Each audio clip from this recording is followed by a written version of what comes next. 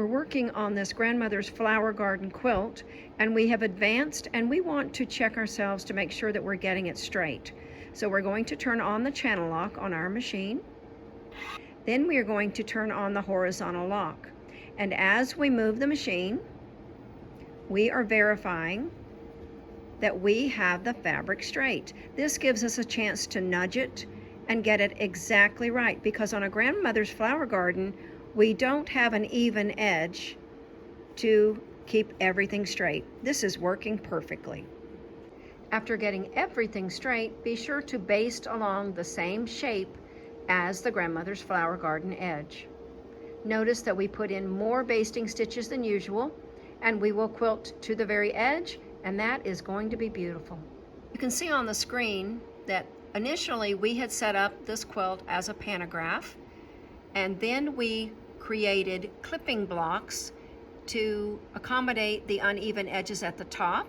And if you look here on the sides, let me zoom in, you can see where we marked the edge of the quilt, and we quilted the clipping block, which eliminated all of that excess.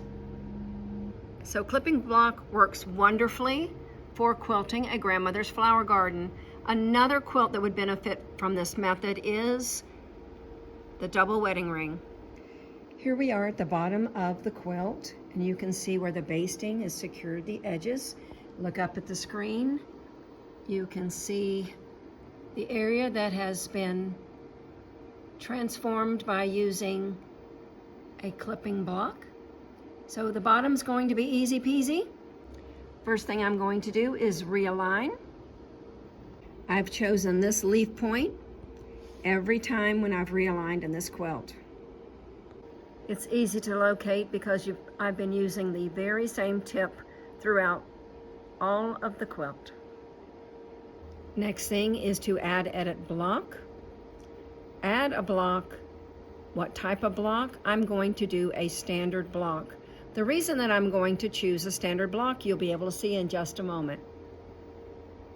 I'm going to use Mark on Quilt, and I'm going to move around the uneven edges of this grandmother's flower garden.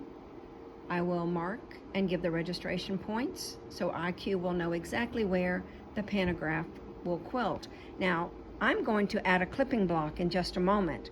And the reason that I'm adding the standard block first is because when I look at the screen and IQ is going to ask me what patterns are going to be affected, I could probably guess, but I want to be really meticulous on this. So I'm going to mark on quilt a block, a standard block, and before I quilt, I'm going to turn that block into a clipping block. I used Mark on Quilt and marked the block that is the same shape as the exterior of our grandmother's flower garden. Now I'm going to touch close block, and it just shoots right across there and closes the block. I'm going to say finished. Do you want to add another block? No, thank you. So the block is completed, and now I want to add the clipping block. Add edit block, add a block, clipping block. Please touch the patterns to be affected. Now you can see why I made a standard block first. This is the pattern that's going to be affected. This one has already been quilted. This is all I need to do. It's all I need to select.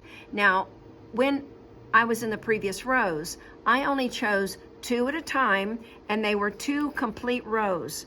So what would happen if you chose a row that wasn't a complete row when you're doing the clipping block? It would sew right across through the design. So when you're choosing the designs to be affected, make sure that you're choosing the correct one. This is the only row on the quilt that's going to be affected by the clipping block. I'm going to say continue. It says, how do you want to define the block? I already marked this block, so I'm choosing existing block. I'm going to touch that. The zoom in, you should be able to see that it turns red. Yep, it's red. And now I'm going to say continue. Boom. It clipped out everything that I don't need in order to finish this grandmother's flower garden. Isn't that amazing? I love it, love it, love it. So you had other choices. You could have left this as a rectangle, and you could have used adjust on the outside edges. On the outside edges here, you could have, but you would not have gotten this perfect shape that represents the edge of this quilt. So if you use adjust, you would need to let it stitch out past the little points on this quilt right here, and then you would clip it off. And then what would you do? You would need to go back and stitch a stitching line along the outside of this, because what happens when people cut through our quilting? When you cut through the quilting, you could risk having the quilting come unsewn. So, clipping block to the rescue, makes it wonderful.